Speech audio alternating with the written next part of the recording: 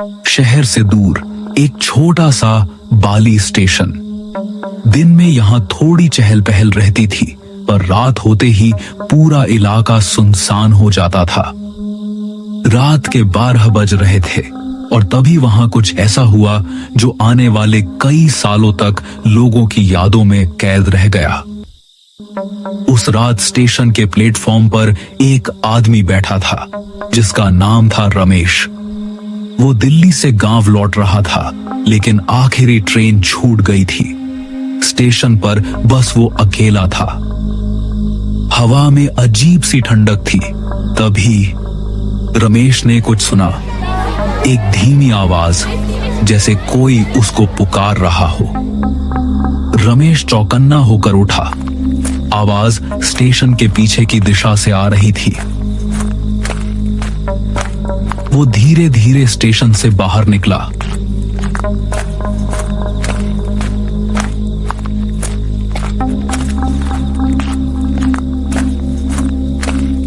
और देखा, प्लेटफॉर्म के कोने पर एक पुरानी टूटी हुई कार खड़ी थी।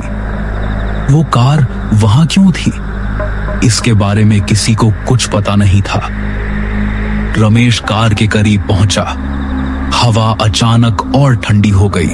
उसने देखा कार का शीशा टूटा हुआ था और अंदर धूल और जाले भरे थे। पर तभी उसे ऐसा लगा जैसे कार के अंदर कोई हलचल हुई हो, जैसे किसी ने सीट पर हाथ फेरा हो। वो झुककर देखने लगा और तभी धक की आवाज आई, जैसे किसी ने अंदर से दरवाजा हल्का सा धक्का दिया हो। रमेश के हाथ कांपने लगे। उसने दूर हटकर देखा। अंदर से ठंडी हवा का झोंका निकला। वो झोंका सीधा उसके चेहरे पर लगा और एक अजीब सी ठंडक उसके शरीर में उतर गई। ये गाड़ी किसकी है? वो पीछे हट गया, लेकिन कार का दरवाजा अब पूरी तरह खुल चुका था। अंदर एक पुराना बैग रखा था और सीट पर कुछ पीले पड़े कागज। रमेश ने हिम्मत नहीं की उन्हें छूने की। वो पीछे हटते हुए स्टेशन की ओर लौट गया। अगली सुबह सूरज निकल चुका था। रमेश ने स्टेशन के चौकीदार हरीश से पूछा, भाई, स्टेशन के पीछे जो पुरानी कार खड़ी है वो किसकी है? उस कार का नाम मत लो। क्यों, क्या हुआ? करीब 10 साल पहले इसी जगह पर एक हादसा हुआ था। एक फैमिली की कार ट्रक से टकरा गई थी, जिसमें पति पत्नी और उनकी छोटी बेटी तीनों की मौत हो गई। उस वक्त बारिश हो रही थी, बिजली गिरी, कार आधी जल गई थी। तब से ये कार स्टेशन के पास ही छोड़ दी गई, कोई छूता तक नहीं। रमेश के रोंगटे खड़े हो गए। हरीश ने और कहा, कहते हैं बुधवार की रात उस कार से किसी के रोने की आवाज आती है और जिसने भी करीब जाने की कोशिश की वो बीमार पड़ा या गायब हो गया।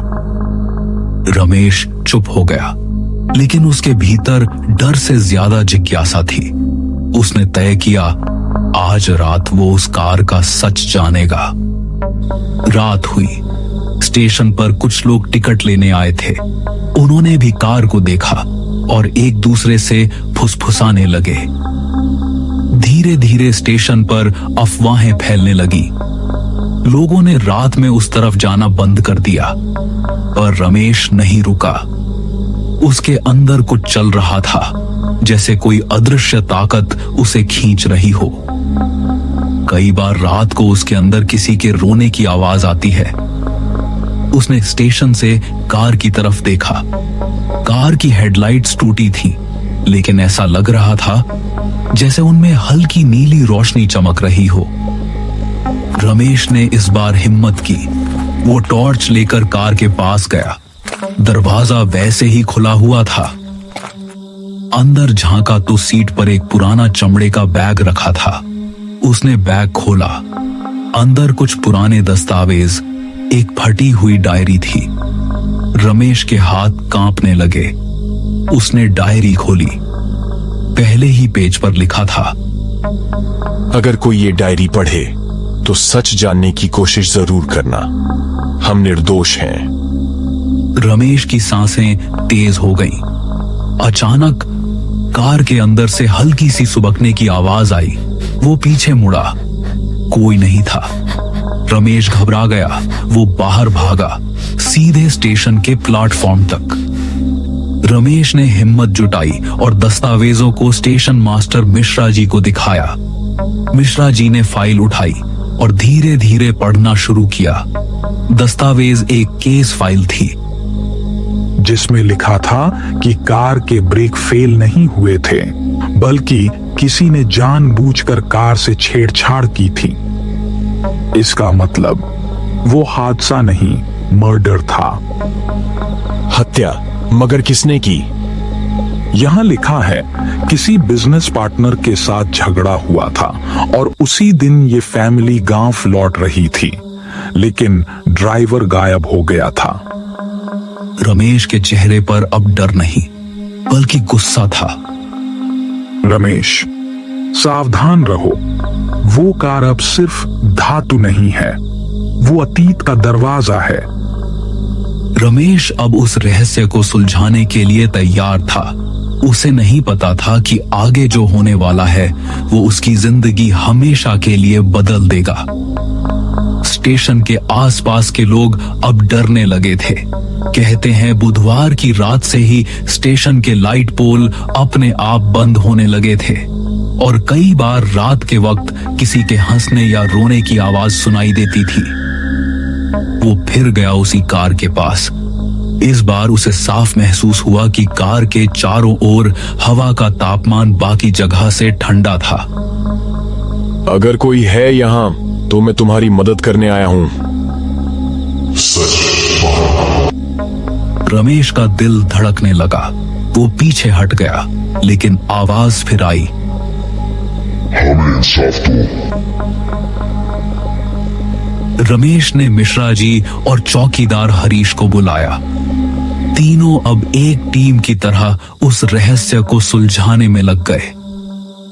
उन्होंने पुराने रिकॉर्ड्स निकाले। पता चला कि कार जिस इंसान की थी उसका नाम राकेश मेहता था और उसका बिजनेस पार्टनर विक्रम शर्मा था, जो हादसे के बाद अचानक अमीर बन गया था। मतलब साफ है, वही विक्रम इस सब के पीछे था। लेकिन हमारे पास सबूत नहीं है। शायद वो सबूत उसी कार में मिल जाए। रात को रमेश टॉर्च लेकर कार के पास गए। रमेश को सीट के कोने में एक पत्र मिला। पत्र में लिखा था, विक्रम ने हमें धोखा दिया। उसने मेरी कंपनी हड़पने के लिए मेरे परिवार के सदस्यों को बंदी बना लिया और कहा जब तक मैं इस पर साइन नहीं करूंगा तब तक मैं तुम्हारे परिवार को नहीं छोड़ूंगा। अब वक्त है इन आत्माओं को इंसाफ दिलाने का। अगली सुबह रमेश सीधे पुलिस चौकी गया।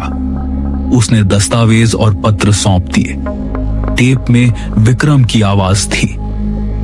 वो किसी से फोन पर बात कर रहा था और साफ कह रहा था, मैंने गाड़ी का ब्रेक फेल कर दिया है, अब हमें कोई नहीं रोक पाएगा। यह रिकॉर्डिंग पुरानी थी, लेकिन असली थी। पुलिस ने जांच शुरू की और कुछ ही दिनों में साबित हो गया कि हादसा नहीं बल्कि मर्डर था। विक्रम गिरफ्तार हुआ। उसने आखिरकार सब कुछ कबूल कर लिया।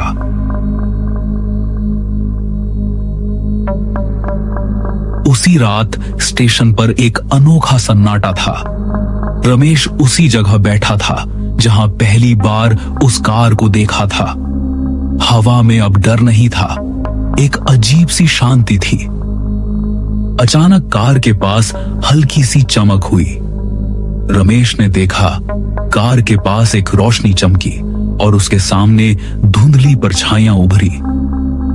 वो मुस्कुरा रहे थे और बोले, धन्यवाद, अब हम आजाद हैं। रमेश की आंखें भर आईं। उसने देखा वो धीरे धीरे रोशनी में विलीन हो गए और उनके साथ साथ वो गाड़ी भी धीरे धीरे करके गायब हो गई। रमेश, अब स्टेशन पर पहली बार सुकून है। ऐसा लगता है जैसे कोई बोझ उतर गया हो। हाँ, और बुधवार की रातें अब डरावनी नहीं रहेंगी। रमेश प्लेटफॉर्म पर बैठा सूरज उगते देख रहा था। स्टेशन पर लोग आने लगे। हंसी की आवाजें, टिकट की खनक और चाय की खुशबू सब फिर से लौट आया था। बाली स्टेशन फिर से सामान्य हो गया था। पर जब भी बुधवार की रात आती, हवा में एक हल्की ठंडक जरूर महसूस होती, जैसे कोई कह रहा हो धन्यवाद। हर रहस्य अपने वक्त पर खुलता है।